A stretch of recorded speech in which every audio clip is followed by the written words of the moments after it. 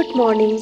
അപ്പോൾ ഇന്നത്തെ നമ്മുടെ വീഡിയോ എന്ന് പറയുന്നത് നമ്മുടെ റുട്ടീനിലേക്ക് തിരിച്ചു പോകുന്നൊരു വീഡിയോ ആണ് കേട്ടോ. അപ്പോൾ ഇത്രയും നാളൊരു വെക്കേഷൻ മൂഡിലൊക്കെ ആയിരുന്നു. പ്രത്യേകിച്ച് അങ്ങനെ മീൽ പ്ലാനിങ്ങും കാര്യങ്ങളും ഒന്നും ഉണ്ടായിരുന്നില്ല. പക്ഷെ ഇപ്പോൾ സ്കൂളൊക്കെ തുറന്നു. ഇനിയിപ്പോൾ അങ്ങനെ ഒരു മീൽ പ്ലാനിങ് ഒന്നും ഇല്ലയെന്നുണ്ടെങ്കിൽ നമ്മുടെ രാവിലത്തെ സമയം എന്ന് പറയുന്നത് ഭയങ്കര ഡിഫിക്കൽട്ടായിരിക്കും കേട്ടോ. അപ്പോൾ 6 മണിക്ക് മുന്നേ എനിക്ക് ബ്രേക്ക്ഫാസ്റ്റൊക്കെ റെഡിയാക്കണം. എന്നാൽ മാത്രമാണ് കുഞ്ഞുങ്ങളെയൊക്കെ നമുക്ക് റെഡിയാക്കി സ്കൂളിലേക്ക് അയക്കാൻ പറ്റുള്ളൂ. അപ്പോൾ അതിനൊരു ചെറിയ പ്രിപ്പറേഷൻസ് ഇല്ലയെന്നുണ്ടെങ്കിൽ നമുക്ക് ഭയങ്കര ബുദ്ധിമുട്ടായിട്ട് മാറും. അപ്പോൾ ഇന്ന് വീക്കിൻ്റെ ആദ്യത്തെ ദിവസമാണ്. ഇന്നത്തെ നമ്മുടെ മീൽ പ്ലാൻ അനുസരിച്ചിട്ട് ഇഡ്ഡലിയും സാമ്പാറുമാണ് നമ്മുടെ ബ്രേക്ക്ഫാസ്റ്റ് എന്ന് പറയുന്നത്. ബ്രേക്ക്ഫാസ്റ്റാണ് കുഞ്ഞുങ്ങൾ സ്കൂളിൽ കൊണ്ടുപോകാറ്. കാരണം ലഞ്ച് അവർ വീട്ടിൽ വന്നിട്ടാണ് കേട്ടോ കഴിക്കാറുള്ളത്. അപ്പോൾ സാമ്പാറാണ് ഞാൻ പക്ഷേ സ്കൂളിലേക്ക് കൊടുത്തയക്കുന്നത്. സാമ്പാർ ഞാൻ തലേ ദിവസം തന്നെ ഉണ്ടാക്കി വെച്ചിരുന്നു കേട്ടോ. ചമ്മന്തി കൊടുത്തയക്കാറില്ല, കേടാവുമെന്നുള്ളൊരു പേടികൊണ്ടാണ് കേട്ടോ കൊടുത്തയക്കാത്തത്. അപ്പോൾ അത് രാവിലെയാണ് ഉണ്ടാക്കാറുള്ളത്. അത് നമ്മൾ ബ്രേക്ക്ഫാസ്റ്റിന് കഴിക്കും. കുഞ്ഞുങ്ങൾക്ക് സാമ്പാർ മാത്രമേ കൊടുത്തയക്കാറുള്ളൂ. പിന്നെ കട്ട് ഫ്രൂട്ട്സും ഉണ്ടാകും.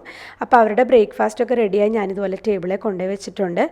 ഇനിയിപ്പോൾ ഓരോരുത്തർ വന്നിട്ട് അവരുടെ ബാഗിലേക്ക് അതെടുത്ത് വെച്ചോളും. അപ്പോൾ ആദ്യം പോകുന്നത് മൂത്ത ആളാണ്. അവൾക്ക് 6:10 ആകുമ്പോഴേക്കും ബസ് വരും. അപ്പോൾ അവൾക്ക് ആ സമയമാകുമ്പോഴേക്കും 6 മണിയൊക്കെ ആകുമ്പോഴേക്കും അവൾക്ക് റെഡിയായിട്ട് നിന്ന് എന്നാലാണ് ഒന്ന് പ്രാർത്ഥിച്ച് സമാധാനമായിട്ടൊക്കെ ഒന്ന് പോകാനായിട്ട് പറ്റുള്ളൂ. അപ്പോൾ അവൾ പോയി. പിന്നെ ഇനി അതിന് ശേഷം അടുത്ത 2 ആൾക്കാരെ വിടുന്ന ഡ്യൂട്ടിയാണ്. കുഞ്ഞുമോളെ ഹസ്ബൻഡാണ് കൊണ്ടാക്കാറുള്ളത്. പക്ഷേ അവൾ ഇവരൊപ്പം തന്നെ ചില ദിവസങ്ങളിൽ റെഡിയാകും. ചില ദിവസങ്ങളിൽ പുള്ളിക്കാരി ചിലപ്പം വേണ്ട പിന്നെ മതി എന്നൊക്കെ പറയും. ഇന്നിപ്പോൾ ഫസ്റ്റ് ഡേ ആയതുകൊണ്ടായിരിക്കും ആ എക്സൈറ്റ്മെൻറ്റിൽ അവളും റെഡി ആയിട്ടുണ്ട്. എന്നിട്ട് ചേട്ടനെ താഴെ കൊണ്ടാക്കാൻ പോയപ്പം പുള്ളിക്കാരിയും കൂടെയൊക്കെ പോയിട്ടുണ്ട് കേട്ടോ. അപ്പം മോള് മാത്രം ബ്രേക്ക്ഫാസ്റ്റ് എന്തെങ്കിലും കഴിച്ചിട്ടാണ് പോകാറുള്ളത്. മറ്റവർ രണ്ടുപേരും ഒന്നും കഴിക്കാതെ തന്നെയാണ് പോകുന്നത്. വെള്ളം മാത്രം കുടിക്കുകയുള്ളൂ. ചില സമയങ്ങളിൽ ആ ഫ്രൂട്ട്സ് എടുത്ത് കഴിക്കും, അല്ലെങ്കിൽ നട്ട്സ് എന്തെങ്കിലും കഴിക്കും. അത്രേ ഉള്ളൂ കേട്ടോ. അപ്പോൾ അവരെല്ലാവരും പോയി. ഇനിയിപ്പോൾ നമ്മുടെ ബാക്കി ജോലികളിലേക്ക് പോവാണ്. ഫസ്റ്റത്തെ എൻ്റെ ഡ്യൂട്ടി എന്ന് പറയുന്നത് അലക്കാനിടുന്നതാണ്. ഇനി അതിന് ശേഷം കിച്ചൺ ഒന്ന് നല്ലോണം ക്ലീനപ്പ് ആക്കിയിട്ടു. നമ്മൾ ബ്രേക്ക്ഫാസ്റ്റൊക്കെ ഉണ്ടാക്കി കഴിയുമ്പോൾ കുറച്ചൊന്ന് വൃത്തികേടായിട്ടുണ്ടാവുമല്ലോ. അപ്പോൾ അതൊക്കെ ഒന്ന് മാറ്റി നല്ലൊന്ന് ക്ലീൻ ആക്കിയിട്ടു.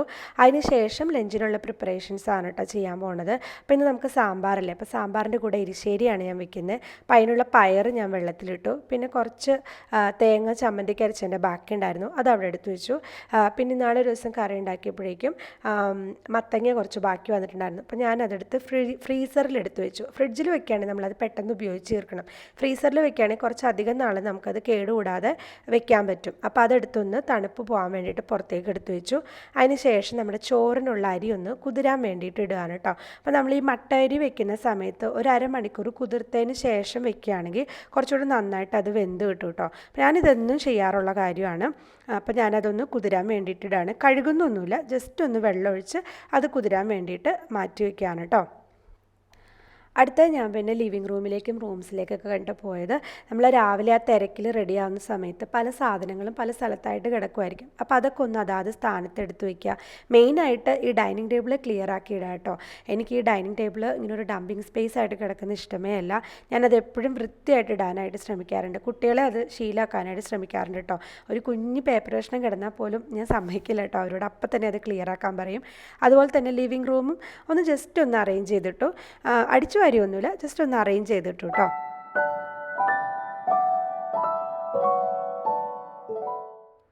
എനിക്ക് കുറച്ച് ഇൻഡോർ പ്ലാന്റ്സ് ഒക്കെ ഉണ്ട് കേട്ടോ. അപ്പോൾ ഞാൻ കഴിഞ്ഞ ദിവസം ഒരു യൂട്യൂബ് വീഡിയോ കണ്ടതാണ്. അപ്പോൾ അവർ പറയുകയാണ് നമ്മൾ സാധാരണ ഇൻഡോർ പ്ലാന്റ്സ് ഒക്കെ ഒരു 3 വീക്സ് ഒക്കെ കൂടുമ്പോഴാണ് വെള്ളം ഒഴിച്ച് കൊടുക്കാറ്. അപ്പം അങ്ങനെ ചെയ്യാതെ ഒരു 3 ഡേയ്സ് ഒക്കെ കൂടുമ്പോൾ നമ്മൾ കുറച്ച് വെള്ളമായിട്ട്, അതായത് സിപ്പ് ചെയ്യുന്ന പോലെ വെള്ളം ഒഴിച്ച് കൊടുക്കുകയാണെങ്കിൽ കുറച്ചുകൂടെ നല്ല റിസൾട്ട് ഉണ്ടാവുന്നു. അപ്പോൾ അതൊന്ന് പരീക്ഷിച്ച് നോക്കുകയാണ് കേട്ടോ.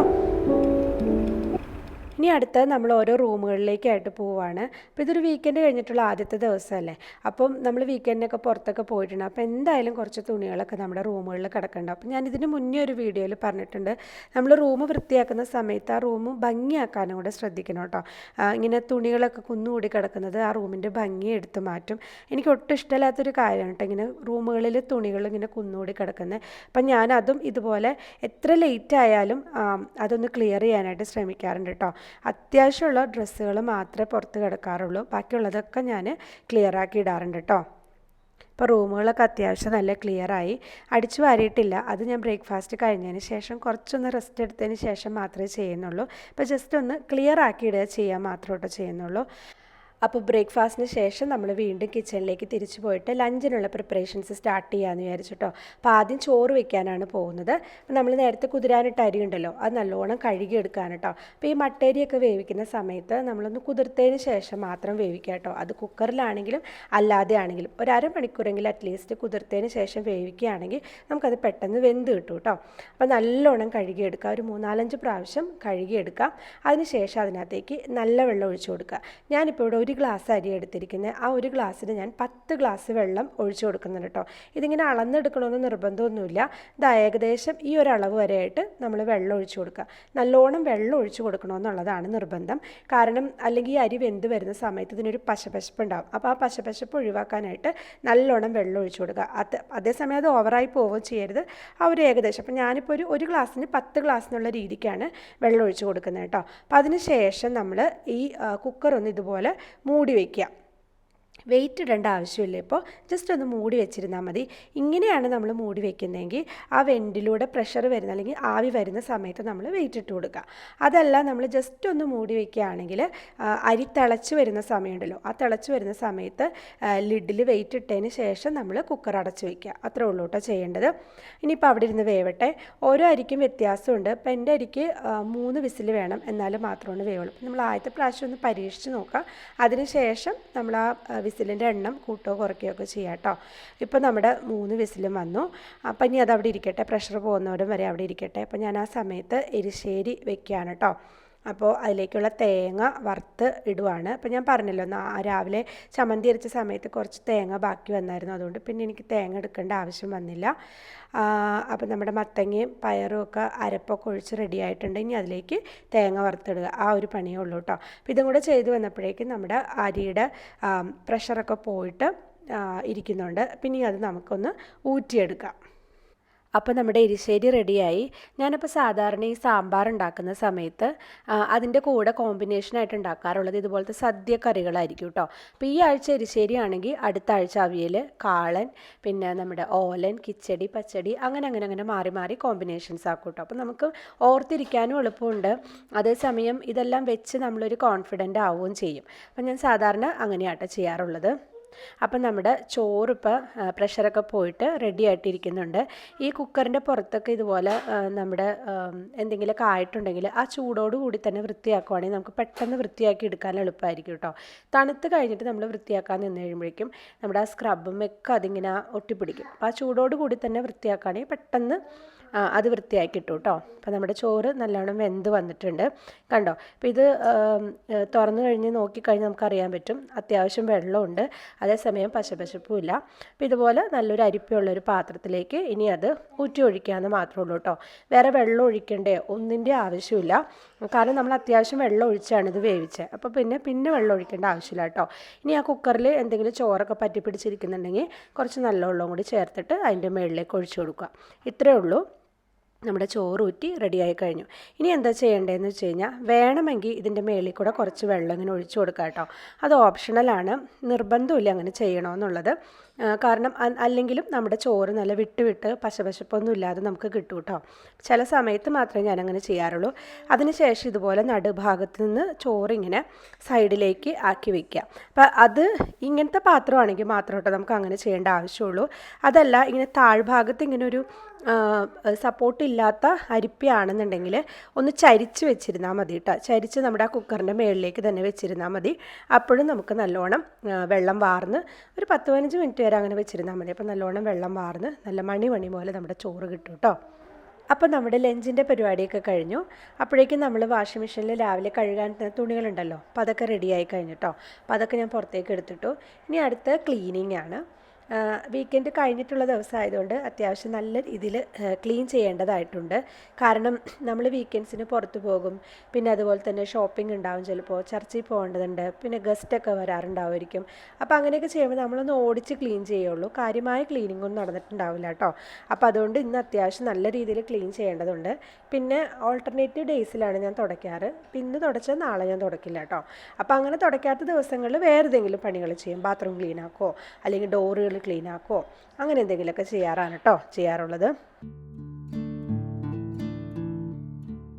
അപ്പോൾ ഇതാണ് എൻ്റെ മോർണിംഗ് റൂട്ടീൻ എന്ന് പറയുന്നത്. ഏകദേശം ഇതുപോലെ തന്നെ ആയിരിക്കും കേട്ടോ എല്ലാ ദിവസവും. പിന്നെ നമുക്ക് പുറത്ത് പോകേണ്ടി വരുമ്പോഴോ അല്ലെങ്കിൽ നമ്മുടെ വീട്ടിലാരെങ്കിലും വന്നിരിക്കുമ്പോഴോ അല്ലെങ്കിൽ എനിക്ക് യൂട്യൂബിൻ്റെ വീഡിയോ എഡിറ്റ് ചെയ്യാനുള്ള ദിവസങ്ങളിലോ അങ്ങനെയൊക്കെയുള്ള ദിവസങ്ങളിൽ മാത്രമേ ഉള്ളൂ ചെറിയ വ്യത്യാസങ്ങൾ വരുന്നത് കേട്ടോ. പിന്നെ അസുഖമൊക്കെ വരുമ്പം അത് വേറെ ആയിരിക്കും. അതല്ലാതെ നമുക്ക് ഹെൽത്തി ആയിട്ടിരിക്കുന്ന സമയത്തെല്ലാം ഏകദേശം ഇത് തന്നെയായിരിക്കും. അപ്പം രാവിലത്തെ ജോലികളൊക്കെ കഴിഞ്ഞ് കുറച്ച് നേരം ഒന്ന് വിശ്രമിച്ചതിന് ശേഷം കുറച്ച് നേരം നമ്മളൊന്ന് പ്രെയറിന് വേണ്ടി മാറ്റി വയ്ക്കാറുണ്ട് കേട്ടോ. പ്രെയർ കഴിഞ്ഞിട്ട് പിന്നെ കുളിച്ച് വൃത്തിയാവുക, അതാണ് സാധാരണ ചെയ്യാറുള്ളത്. മക്കൾ വരുമ്പോഴേക്കും നമ്മൾ ആ പണിയെടുത്ത് തളർന്ന ആ ഒരു രീതിയിൽ നിൽക്കാതെ ഒന്ന് ഫ്രഷ് ആയിട്ട് നിൽക്കാനായിട്ട് ഭയങ്കര ആഗ്രഹമാണ് കേട്ടോ. അപ്പം അങ്ങനെ എപ്പോഴും ചെയ്യാറുണ്ട്, പറ്റുന്ന ദിവസങ്ങളിലൊക്കെ ചെയ്യാറുണ്ട്. അപ്പോൾ ഇന്ന് ഞാനൊരു സ്ക്രബ് യൂസ് ചെയ്യുന്നുണ്ട്. ഇത് ഞാൻ ബാത്താംപൊടിയിൽ നിന്ന് വാങ്ങിച്ചതാണ് കേട്ടോ. അപ്പം മാസത്തിലൊരിക്കലെങ്കിലും ഇങ്ങനെ ഒരു സ്ക്രബ് ഇട്ട് കുളിക്കുന്നത് നല്ലതാണ് കേട്ടോ. നമ്മുടെ സ്കിന്നിൽ നിന്നുള്ള ഡെഡ് സെൽസൊക്കെ പോകാനായിട്ട് അത് ഒത്തിരി ഹെൽപ്പ് ചെയ്യും. അപ്പോൾ ഇതൊരു ഷുഗർ സ്ക്രബാണ്, നല്ല സ്മെല്ലാണ്. സ്ട്രെസ് റിലീഫ് എന്നൊക്കെ എഴുതിയിട്ടുണ്ട് അതിൽ, എത്രത്തോളം വർക്ക് ചെയ്യുന്നറിയില്ല, എന്തായാലും നല്ല സ്മെല്ലാണ് അതിന്. അപ്പോൾ നമ്മൾ കുളിച്ച് വൃത്തിയായി. ഞാൻ ബാത്ത് ടവൽ എപ്പോഴും പുറത്താണ് ഇടാറുള്ളത്. അത് ഡ്രൈ ആയി കഴിയുമ്പോൾ അകത്ത് മടക്കിയെടുത്ത് വയ്ക്കും. കുഞ്ഞുങ്ങളെ ഞാൻ അങ്ങനെ തന്നെയാട്ടോ ശീലിപ്പിക്കാറ്. എനിക്ക് അകത്ത് ബാത്ത് ടവൽ ഇടുന്നതിനോട് താല്പര്യമില്ല. അപ്പം ഡ്രൈ ആയി കഴിയുമ്പം അകത്ത് മടക്കിയെടുത്ത് വയ്ക്കുകയാണ് കേട്ടോ സാധാരണ ചെയ്യാറുള്ളത്. അപ്പോൾ ഇനി ഊണിനുള്ള സമയമായി. അപ്പം സാമ്പാറും എരിശ്ശേരിയും പപ്പടമാണ് ഇന്നത്തെ നമ്മുടെ ഊണിനുള്ളത്. അപ്പോൾ ഇത്രയേ ഉള്ളൂ ഇന്നത്തെ വീഡിയോ എന്ന് പറയുന്നത്. റുട്ടീനിലേക്ക് പതുക്കെ തിരിച്ചു വരുവാണ് കേട്ടോ. അപ്പോൾ എല്ലാവർക്കും ഇഷ്ടമായെന്ന് വിചാരിക്കുന്നു.